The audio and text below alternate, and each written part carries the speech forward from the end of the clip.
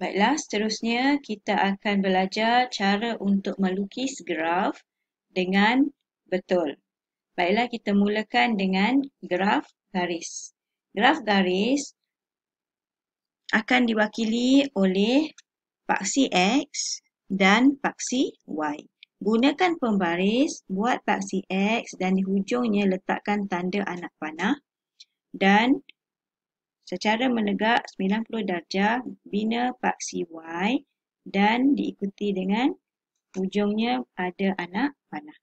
Kemudian kita letakkan paksi X ini mewakili pemboleh ubah dimanipulasi dan paksi Y mewakili pemboleh ubah bergerak balas. Maksudnya jika kita ada jadual pada lajur yang pertama, jika anda masih ingat, lajur yang pertama dalam jadual kita tulis pemboleh ubah dimanipulasi.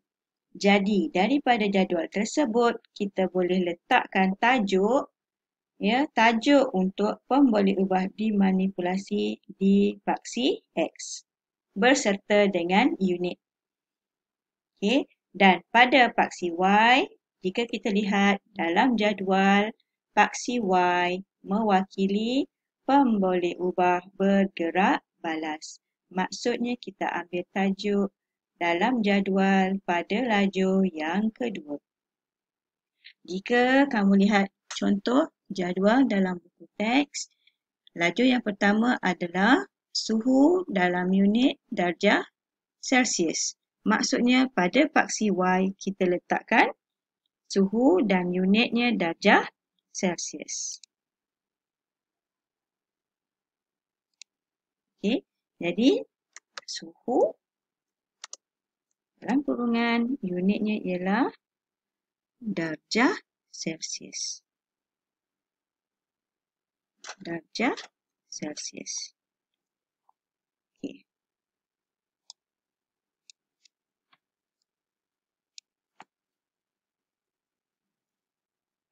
Darjah Celsius. Okey. Jadi unit darjah Celsius ni kita pindahkan di sini. Jadi pada paksi X kita letakkan pemboleh ubah dimanipulasi. Kemudian pada paksi Y, jika kita rujuk jadual 1.2 buku teks muka surat 11, pada paksi Y ini adalah pemboleh ubah bergerak balas diwakili oleh isi padu oksigen yang dibebaskan dalam unit sentimeter padu. Jadi pada paksi Y kita pindahkan sahaja tajuk yang ada dalam jadual tersebut, isi padu oksigen yang dibebaskan dalam unit sentimeter padu. Okey. Letakkannya di mana? Kita letakkan dia pada paksi Y.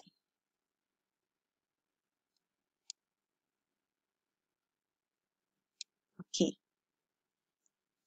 Jadi kita sudah sediakan dua paksi, paksi X dan paksi Y. Okey, seterusnya kita akan buat skala. Okey. Skala pada paksi syaratnya mesti seragam. Apa maksud seragam? Okey, cikgu masukkan dahulu katalah suhu dalam jadual 1.2 tersebut. Okey, suhu yang pertama bermula dengan 30 darjah Celsius, 30, 40, 50, 60, 70. Jadi untuk skala pada paksi X, nilai paling tinggi adalah 70 dan nilai paling rendah adalah 30.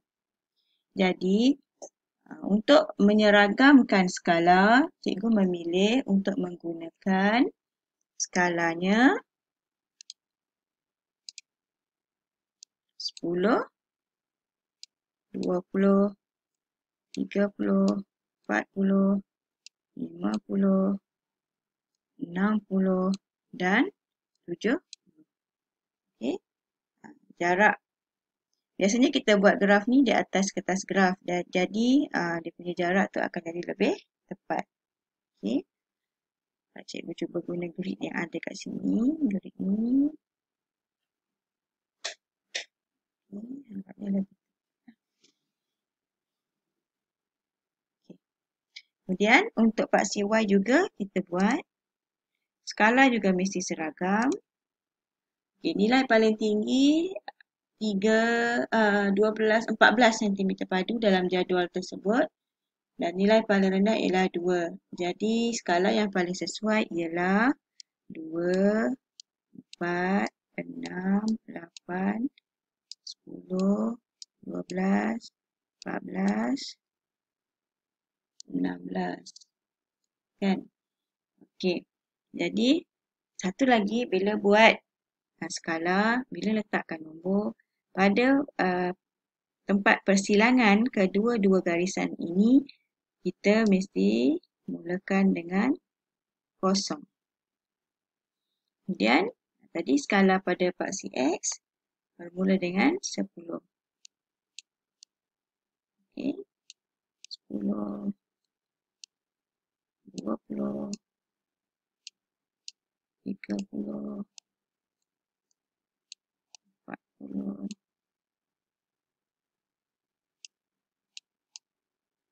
50, 60, 7. Okey.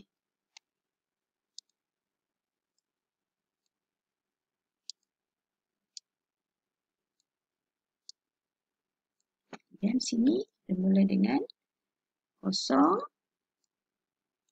2, 4, 6, 8,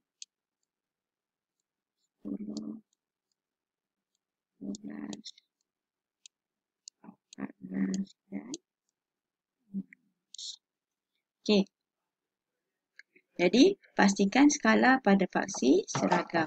Kemudian, bila kita nak mula untuk plot graf, okey, ingat, plot graf kita gunakan tanda simbol yang sesuai dan biasanya kita guna simbol pangkah. Okey. Jadi, untuk memulakan plot, biasanya dalam biologi, data biologi dia tak mula pada kosong. Jarang sangat bermula pada kosong. Okey, sebab kajian kita lebih kepada organisma hidup.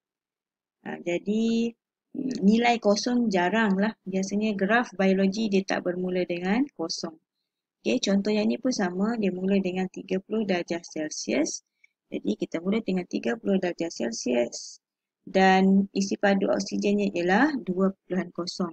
Jadi, 30 darjah Celsius dan 2.0. Mulakan pangkahnya di tempat pertemuan di antara 30 dan 2. Jadi, pangkahkan di situ. Okey, sama juga 40 dan 14. Okey. Okey, 40.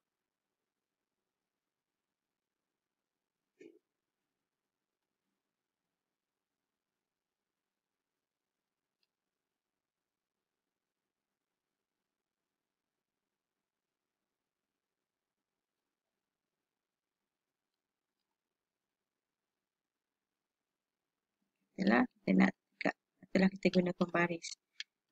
Lebih cantik lah bila kita guna pembaris ni. Okay, setelah nak 40. Okay. 40.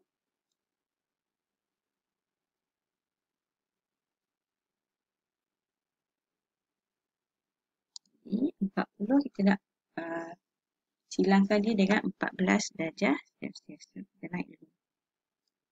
Okay, 40. Dan 14.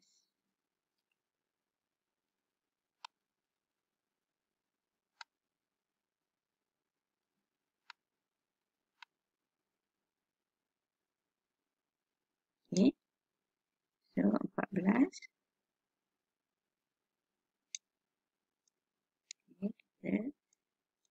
cari di manakah tempat titik persilangannya. Di mana dia bersilang. Okay. Tempat bersilang itulah, okay, tempat bersilang inilah tempat yang kita perlu plotkan graf kita. Tempat kita nak letak titik tu. Tempat yang nak letak titik pangkah tu ialah tempat dia bersilang. Okay.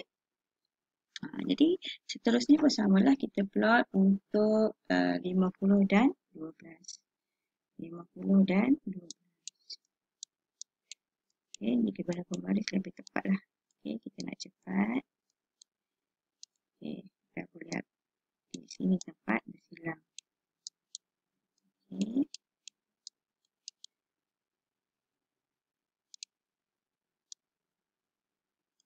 Alright, kemudian 60 dan 6. Okay, 60 dan 6. 60 dan 70 dan 3. 3 tengah-tengah ni. Okay. Ini tempat bersilang. Jadi, okay, sekarang bila kita sudah plot, kita dah tandakan pangkah pada tempat persilangan, maka masa yang seterusnya, tindakan seterusnya adalah kita perlu menyambung titik-titik plot ini supaya dia menjadi graf. Okey.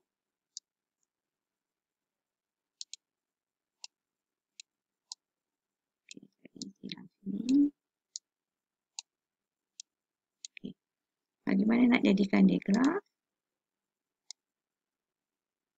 Okey. Gunakan mata pen yang tajam. Dan biologi bila buat graf, garis, kita tak guna pembaris. Kecuali garisan tu garis serenjang. Dan biasanya dalam biologi, grafnya bukanlah garis serenjang. Jadi, sambungkan sahaja bermula daripada satu titik ke satu titik. Buat secara freehand, freestyle. Okay. Sambungkan semua titik tu sehingga ke bawah. Okay. Sambungkan semua titik tu dengan licin. Mesti membentuk garisan yang licin. Okay. Dan jangan lupa tulis tajuk pada graf kita. Okay. Mesti ada tajuk. Macam mana cara nak tulis tajuk graf? Okay. Cara-cara tulis tajuk graf, syaratnya ialah mulakan dengan perkataan graf. Okay, graf apa? Tengok pemboleh ubah bergerak balas dia. Apa pemboleh ubah bergerak balas bagi eksperimen ini?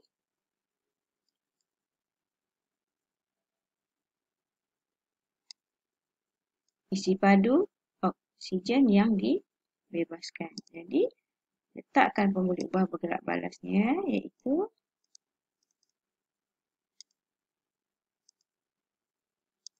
graf.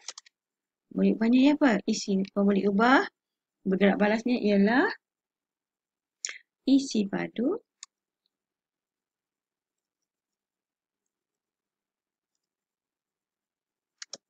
oksigen yang dibebaskan diikuti perkataan melawan. Okay, melawan apa? Melawan pemboleh ubah dimanipulasi. Lihat paksi X kita, pemboleh ubah dimanipulasi kita ialah